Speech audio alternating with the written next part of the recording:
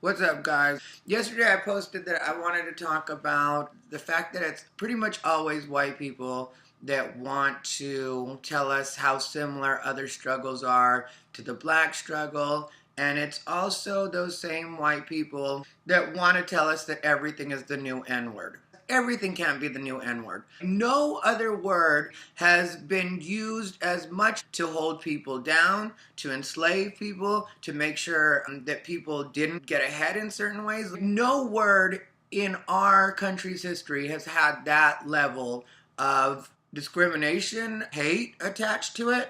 But now everything's supposed to be the N-word. Then the other thing is when these people want to constantly compare their struggle to the black struggle, it's like me as a Mexican American. I know I faced a lot of discrimination in my life, especially coming from Arizona and the part of Arizona I come from. But at the same time, I realize that black people in this country have put up with way more. I think the only people that could really compete with black people when it comes to discrimination or the way that they've been treated is Native Americans. But today we're not talking about Native Americans. Right now, I just want to talk about how silly it is to me. And everybody knows the way that I voted, so clearly it's not like I have a problem with white people. It's not like I hate white people.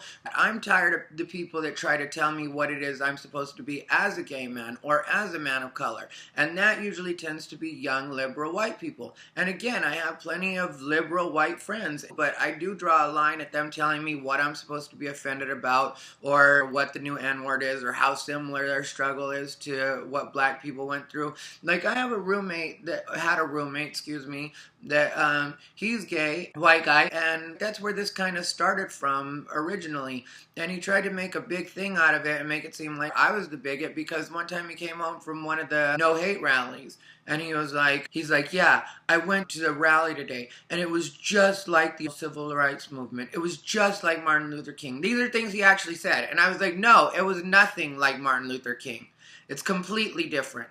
People at least start off knowing that we're human. That wasn't the way it is for black people. If you know the history of this country, I don't know why you would say that. Because we as gay people have never been property. That's just a matter of fact. And I'm tired of white people trying to tell me that because they felt a little bit of discrimination when they were in like a neighborhood full of people of color or they grew up in a town full of people of color, now they know what it is that people of color have gone through. It's like, no, you still have no idea. Because here's the deal. You can be raised in a Mexican neighborhood. You can be raised in a black town as a white person and deal with some discrimination. And I have no problem believing that that happens.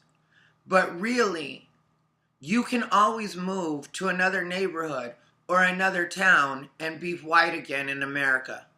That's not an option brown people have. I'm brown no matter where I go.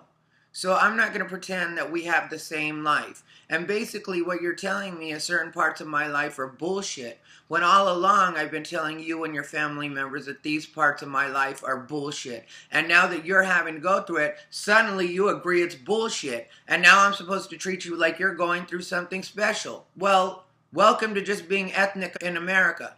Welcome to what a lot of us go through every day. When it comes to white people and race, I'm really not going to listen to a lot from them. And it's not to be mean and it's not to be uncaring, but it's just because as an ethnic person, I've been telling white people about this for a long time now. Probably most of my life, I've been trying to let people know that this is something that we've been going through. So now I'm supposed to sympathize for you because you're getting to experience just what's been expected to be a part of my life. Sorry, but I'm not going to feel bad for you. And I don't buy into your everything's the new N-word because you want to feel like you've dealt with the same amount of discrimination as a group of people that I, as another person of color in America, can even say that I can't understand the level of discrimination they've dealt with. So, sorry, young white people, I'm just not doing it with you. And I don't care what you say. I don't care how you tell me that I shouldn't say these words because they're supposedly so hateful to you. Maybe talk to your grandma and your grandpa about it. You know, maybe talk to some of the people in your family that created this system that we all live in. And then you'll understand where it is it comes from, and you'll see that it comes from your people. And it's really not my problem at all. And I don't know a lot of other ethnic people that are going to really go with you on that. So good luck with it, you guys.